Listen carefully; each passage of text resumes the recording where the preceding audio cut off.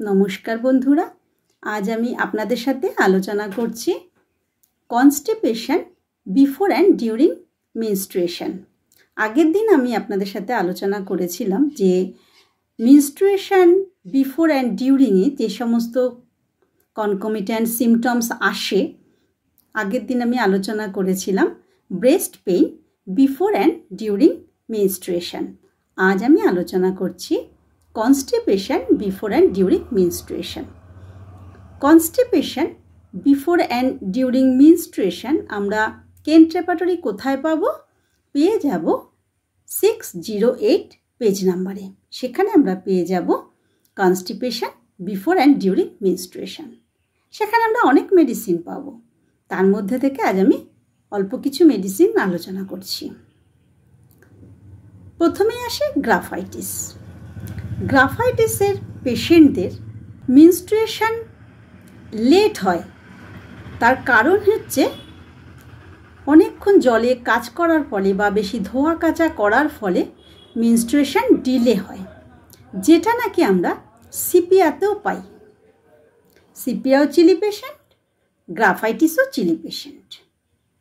তবে গ্রাফাইটিসের মেনস্ট্রুয়েশনে সার্কেলটা হচ্ছে ইরেগুলার। এছাড়া শর্ট, স্ক্যান্টি এবং পেল, অল্প কিছুদিন থাকে এবং অল্প হয়, এবং রঙটা হচ্ছে একদম ফ্যাকাশে মাছ ধোয়া জলের মতো। সিপিয়ার মেনস্ট্রুয়েশনে late, early, scanty, profuse, short duration বা লং ডিউরেশন সব রকমই কিন্তু আমরা সিপিয়াতে পাব। তবে সিপিয়ার ব্লাড হচ্ছে ডার্ক আর গ্রাফাইটিসের ব্লাড হচ্ছে পেল, একদম ফ্যাকাশে। সিপিয়ারও ডিসমেনোরিয়া দেখা যায়, ডিউরিং মেনস্ট্রুয়েশনে পেটে ব্যথা হয়। গ্রাফাইটিসেও কিন্তু ডিউরিং মেনস্ট্রুয়েশনে পেটে ব্যথা হয়। এছাড়া সিপিয়া এবং গ্রাফাইটিসের উভয়েরই কিন্তু মর্নিং সিকনেস থাকে। গ্রাফাইটিসের পেশেন্টদের before and after menstruation leucorrhoea হয়, আর সিপিয়ার ক্ষেত্রে লিউকোরিয়া হয় বিফোর মেনস্ট্রুয়েশন। গ্রাফাইটিসের রাইট ওভারিয়ান রিজিয়নে মেনস্ট্রুয়েশন বিফোর এবং ডিউরিং ভীষণ পেইন হয়। পেইন একদম মনে হয় যেন ছিঁড়ে ফেলছে, কেটে ফেলছে, মনে হয় যেন একদম ওভারিয়ান রিজিয়নটা যেন বার্স্ট হয়ে যাবে, যেন ফেটে যাবে। এই ধরনের ফিলিংস কিন্তু গ্রাফাইটিসে পাই। এই ধরনের ফিলিংস আমরা আবার পেয়ে যাব সিপিয়াতে বিফোর মেনস্ট্রুয়েশন, এবং আফটার মেনস্ট্রুয়েশনে পেয়ে যাব আমরা ক্রিওজোটে। উভয়েরই কিন্তু কনস্টিপেশন আছে বিফোর মেনস্ট্রুয়েশন, কিন্তু আমরা কনস্টিটিউশন দেখে আলাদা করব। তাদের চেহারা দেখে দুটি মেডিসিন কিন্তু আমরা আলাদা করতে পারি। কিভাবে? গ্রাফাইটিসের পেশেন্টরা কিন্তু একটু ফ্যাটি ফ্ল্যাবি হয়, আর সিপিআর পেশেন্টদের পেছন থেকে কিন্তু মেল ফিমেল আলাদা করা যায় না। গ্রাফাইটিসের পেশেন্ট কিন্তু একটি ফিমেল টাইপেরই কিন্তু চেহারা থাকে, সিপিআর কিন্তু সেটা থাকে না। এর সাথে সাথে আমরা একটু মাইন্ড যাচাই করে নেব। গ্রাফাইটিস এবং সিপিয়া উভয়ই কিন্তু সেক্সুয়াল অ্যাভারশন আছে। তবে সিপিআর পেশেন্টরা কিন্তু এইরকম ছিল না। এরা অনেক আশা আকাঙ্ক্ষা নিয়ে সংসার শুরু করেছিল, অনেক চাওয়া পাওয়া তাদের মধ্যে ছিল। যখন তারা একটু একটু করে সব কিছু থেকে বঞ্চিত হয়েছে, তখন ধীরে ধীরে কিন্তু সাধারণ যে আনন্দোচ্ছল মহিলা, সে কিন্তু ধীরে ধীরে সিপিয়া পেশেন্ট হয়ে যায়। তার সেক্সুয়াল ডিজায়ারটা কমে যায়, তার সংসারের প্রতি কোনো দায়বদ্ধতা থাকে না, শুধু যন্ত্রের মতন সে সংসার করে যায়। তাকে জিজ্ঞাসা করলে কিন্তু সে সবসময় বলবে, আমি জানি বাচ্চাদের কি করতে হবে না করতে হবে, হাজব্যান্ডের জন্য কি করতে হবে না করতে হবে আমি জানি, আমি করি, কিন্তু আমার অত আকাঙ্ক্ষা নেই, করতে হয় তাই করি। সমস্ত রকম ডিউটি আমার করতে হয়, আমি তাই করি। এটা কিন্তু সিপিআর পেশেন্টরা বলে দেয়। গ্রাফাইটিস এবং সিপিয়া উভয়ে কিন্তু উইপিং ডিসপোজিশন, উভয়ই কথা বলতে বলতে কেঁদে ফেলে। গ্রাফাইটিস পেশেন্টের একটি বিশেষত্ব হচ্ছে এরা একদম গান পছন্দ করে না। গান শুনলে এদের কান্না পায়।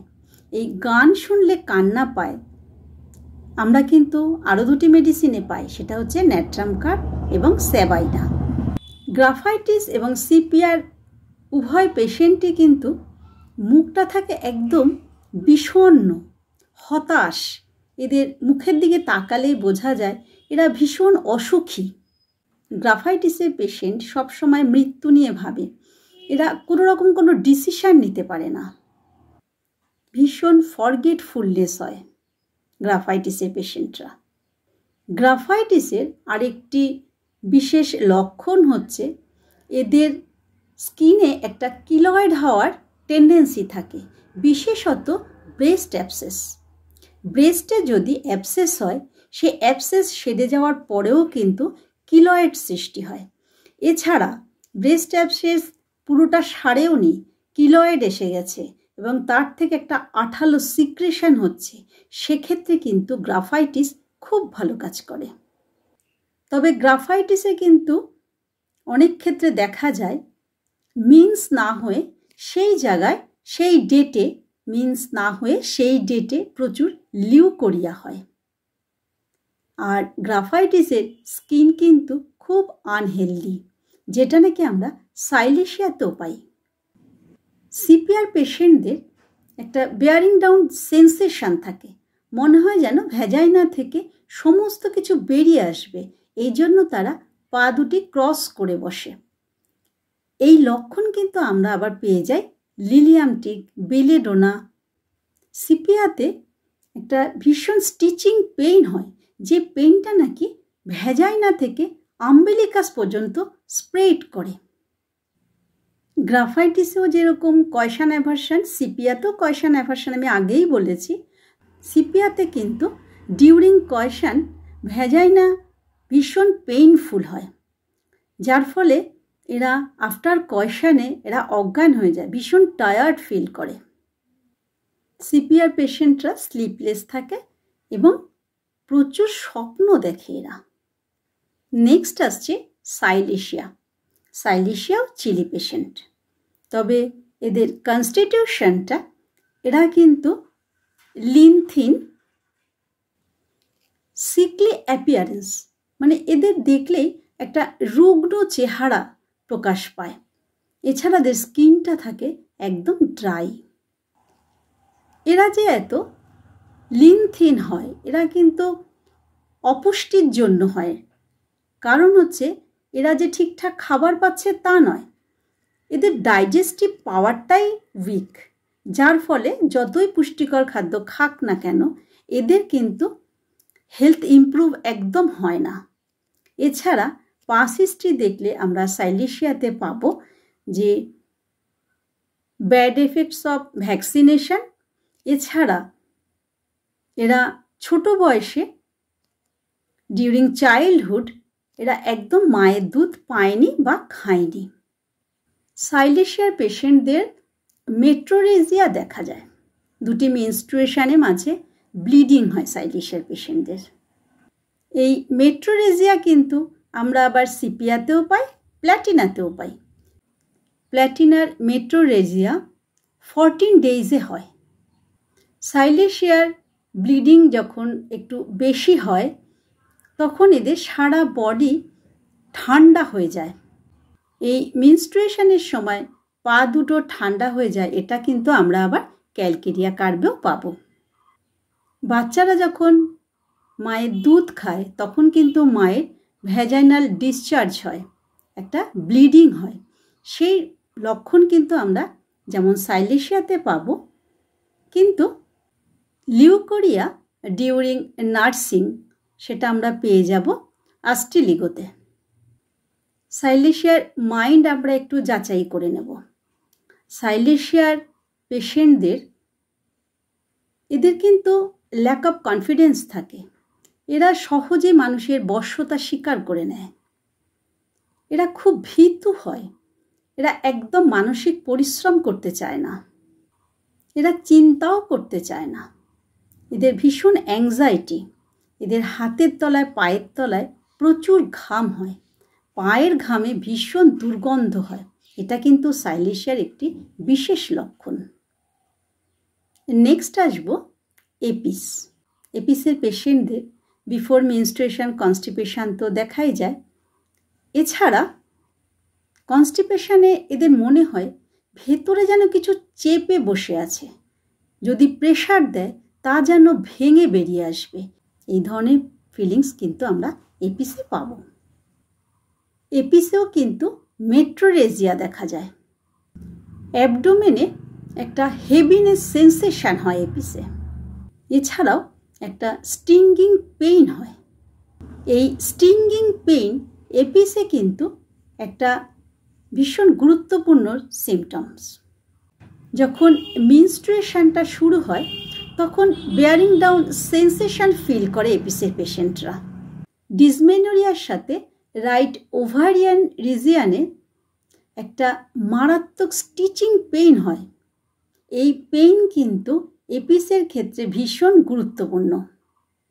এপিসের কনস্টিটিউশনটা দেখে নেব।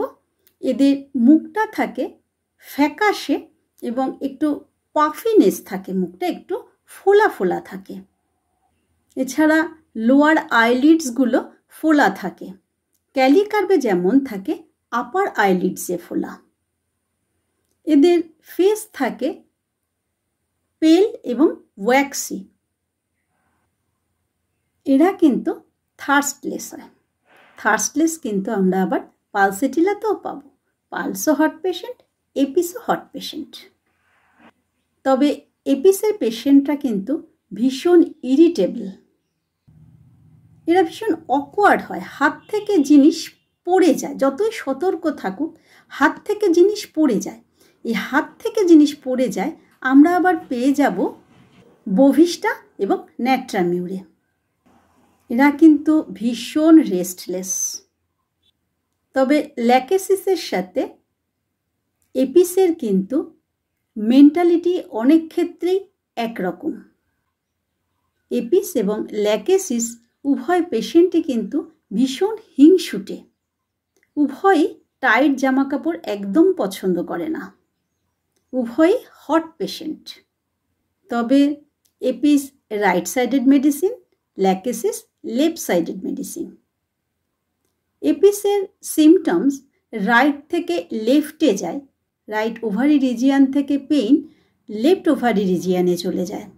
আর ল্যাকেসিসে লেফট ওভারি রিজিয়ানে পেইন রাইট ওভারি রিজিয়ানে স্প্রেড করে। তবে মেনস্ট্রুয়েশন এপিসের সাথে ল্যাকেসিসের ডিফারেন্স আছে। কি ডিফারেন্স আছে? এপিসে ইরেগুলার মেট্রোরেজিয়া দেখা যায়। তবে ল্যাকেসিস পেশেন্টদের মেনস্ট্রুয়েশনের ডেট একদম ফিক্স থাকে। অল্প হয় এবং স্ক্যান্টি হয়। প্রত্যেক দিন হয়তো 1 ঘন্টা মেনস্ট্রুয়েশন হয়, 1 ঘন্টা ব্লিডিং হয়। এদের ব্লাড হয় কালো এবং জলের মতন, একদম জমাট বাঁধে না। তবে ল্যাকেসিসের সমস্ত অসুস্থতা বা সমস্ত দৈহিক কষ্ট ব্লিডিং শুরু হলেই কিন্তু কমে যায়, যেটা আমরা পেয়ে যাই জিঙ্কামেট এবং ল্যাক্কানাইনাম। ল্যাকেসিস কিন্তু ক্লাইমেক্টোরিক স্টেজে খুব ভালো কাজ করে, যেমন কাজ করে সিপিয়া এবং গ্রাফাইটিস। ল্যাকেসিসে মেনস্ট্রুয়েশনের সময় একটা হট ফ্লাশিং হয়। তবে বন্ধুরা, আমি এই হট ফ্লাশিংকে খুব একটা গুরুত্ব দিই না, কারণ হচ্ছে পেশেন্ট যদি ক্লাইমেক্টোরিক স্টেজে আসে তবে এটা কিন্তু তার একটা নর্মাল সিমটমস ডিউরিং ক্লাইমেক্টোরিক স্টেজ। মেনস্ট্রুয়েশনের সময় একটা হট পার্সপিরেশন হয়। যে ঘামটা হয় সে ঘামটা একটা গরম ফিলিংস হয়। এছাড়া ভীষণ দুর্বলতা দেখা যায়। ল্যাকেসিসের কনকমিটেন্ট হিসেবে মেনস্ট্রুয়েশনের সময় কিন্তু পাইলস দেখা যায়। এছাড়া নশিয়া ভমিটিংও হয় ডিউরিং মেনস্ট্রুয়েশন। ডিউরিং মেনস্ট্রুয়েশনে আমি এপিস বলার সময় বলেছি, ডিউরিং মেনস্ট্রুয়েশনে লেফট ওভারি রিজিয়ানে একটা পেইন হয়, যে পেইনটা নাকি রাইট ওভারি রিজিয়ানে শিফট করে। এই রকম লেফট ওভারি থেকে রাইট ওভারি পেইন শিফট করে, এটা কিন্তু আমরা আবার প্ল্যাটিনাতে পেয়ে যাই। এছাড়া ল্যাকেসিসের একটি বিশেষ গুরুত্বপূর্ণ লক্ষণ হচ্ছে এদের সমস্ত কষ্ট আফটার স্লিপ, ঘুমানোর পরে এদের সমস্ত কষ্ট বেড়ে যায়। ল্যাকেসিসের পেশেন্টরা নিজের মৃত্যুর স্বপ্ন দেখে এবং নিজের শ্রদ্ধানুষ্ঠানটাও সে স্বপ্নে দেখতে পায়। ল্যাকেসিসের পেশেন্টরা সবসময় মনে করে যে সে একটি সুপার পাওয়ারের আন্ডারে থাকে।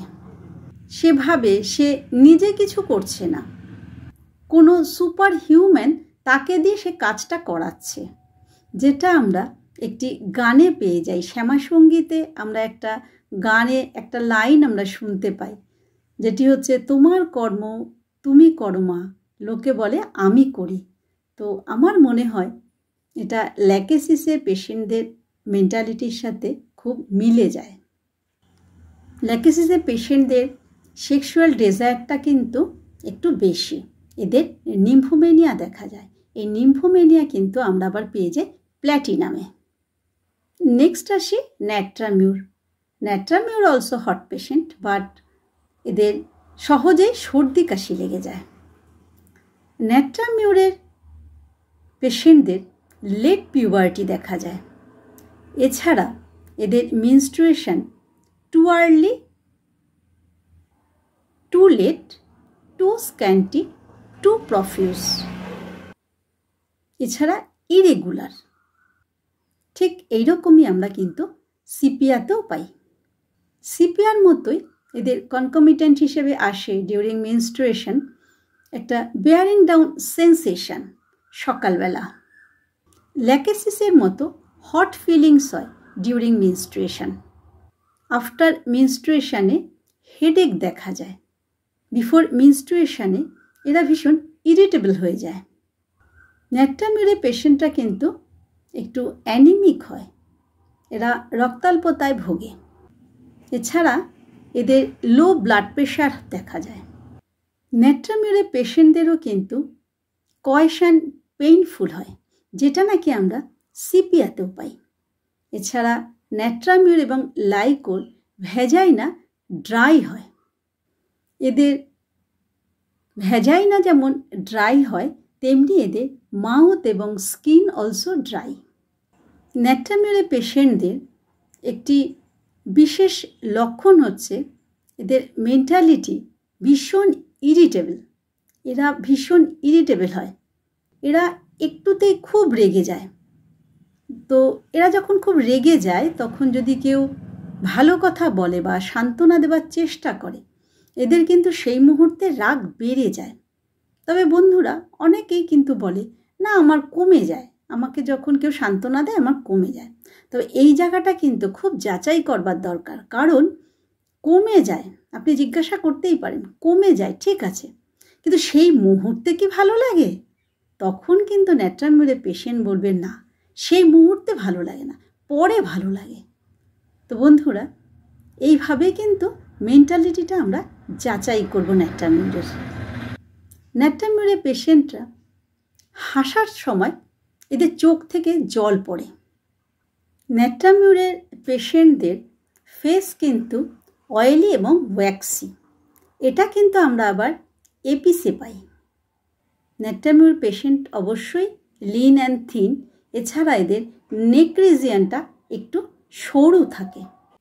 সাইলেশিয়ার মতন ন্যাট্রামিউরও কিন্তু ভালো খাওয়া দাওয়া সত্ত্বেও এদের শরীরটা একটু লিন থিন হয়। ন্যাট্রামিউরের পেশেন্টরা কিন্তু খুব ইমোশনাল হয়, এরা কথা বলতে বলতে কেঁদে ফেলে। এই কথা বলতে বলতে কেঁদে ফেলে আমরা কিন্তু অনেক মেডিসিনেই পাই, যেমন পাই পালসেটিলা, সিপিয়া, গ্রাফাইটিস। ন্যাট্রামিউরের পেশেন্টদের পাস হিস্ট্রি নিলে আমরা দেখতে পাবো এদের কিন্তু একটা গ্রিফ হিস্ট্রি আছে। এই গ্রিফ হিস্ট্রি কিন্তু আমরা ইগনেশিয়াতেও পাই। ইগনেশিয়ার ক্রনিক হিসেবে কিন্তু ন্যাট্রামিউর আসে। নেক্সট আসছে প্ল্যাটিনা। প্ল্যাটিনাতেও কিন্তু মেট্রোরেজিয়া এবং মেনোরেজিয়া দেখা যায় সিপিআর মতো। এদের মেনস্ট্রুয়েশনটা টু আর্লি, টু প্রফিউজ এবং লং লাস্টিং। এই মেট্রোরেজিয়া কিন্তু সাধারণত 14 দিনের দিন দেখা যায়। এদের ব্লাড হচ্ছে ডার্ক এবং ক্লটেড, চাপ চাপ হয়ে ব্লাড বেরোয়। এই ব্লাড ডার্ক এবং ক্লটেড এটা আমরা কিন্তু আবার ম্যাককার্ব এবং মেডোরি নামে পাব। তার সাথে একটা পেটের নিচের দিকে একটা ঠেলা মারা যন্ত্রণা হয়, মনে হয় যেন একটা কিছু বেরিয়ে আসবে, এই ধরনের কিন্তু সেন্সেশন হয় প্ল্যাটিনামেও। এছাড়া ইউটেরাসে একটা স্টুইচিং পেইন হয়। এই uterine pain comes and goes gradually with pelvic রিজিয়ানে একটা নামনেস থাকে। More the pain, more the numbness আমরা পেয়ে যাব ক্যামোমিলাতে। More the pain, more the bleeding আমরা পেয়ে যাই অ্যাক্টিয়া রেসিমোসাতে। More the pain, more the chilliness আমরা পেয়ে যাই পালসেটিলাতে। প্ল্যাটিনাতে কনকমিট্যান্ট হিসেবে যেমন কনস্টিপেশন আসে মেনস্ট্রুয়েশনের সময়, তাছাড়াও এরা কোথাও বেড়াতে গেলে এদের কনস্টিপেশন দেখা যায়। যেমন দেখা যায় ব্রায়োনিয়াতে সমুদ্রে ঘুরতে গেলে। প্ল্যাটিনা তো হট পেশেন্ট, এছাড়াও এদের সেক্সুয়াল অ্যাপেটাইট এক্সেসিভ, এদের ভ্যাজাইনা ভীষণ সেন্সিটিভ, এছাড়া এদের নিম্ফোমেনিয়া দেখা যায়। ডিউরিং মেনস্ট্রুয়েশনে এরা ন্যাপকিনটা পর্যন্ত ব্যবহার করতে পারে না, এদের ভ্যাজাইনা এতটাই সেন্সিটিভ হয়। তবে প্ল্যাটিনার মেন্টাল সিমটমস কিন্তু ভীষণ গুরুত্বপূর্ণ। এরা ভীষণ অহংকারী হয়। এদের মেন্টাল সিমটম সাপ্রেসড হলে এদের ফিজিক্যাল সিমটমস দেখা যায়, আবার ফিজিক্যাল সিমটমস সাপ্রেসড হলে মেন্টাল সিমটমস দেখা যায়। এরা ভীষণ অহংকারী, উদ্ধত, এরা মানুষকে একদম সম্মান করতে জানে না। যেসব হিস্টেরিয়াগ্রস্ত মহিলারা, তাদের ক্ষেত্রে কিন্তু প্ল্যাটিনা খুব ভালো কাজ করে। এরা পর্যায়ক্রমে কখনো ভীষণ হতাশ থাকে, আবার কখনো ভীষণ উৎফুল্ল থাকে। এরা আবার ইগনেশিয়া, পালসেটিলার মতন সহজেই কেঁদে ফেলে।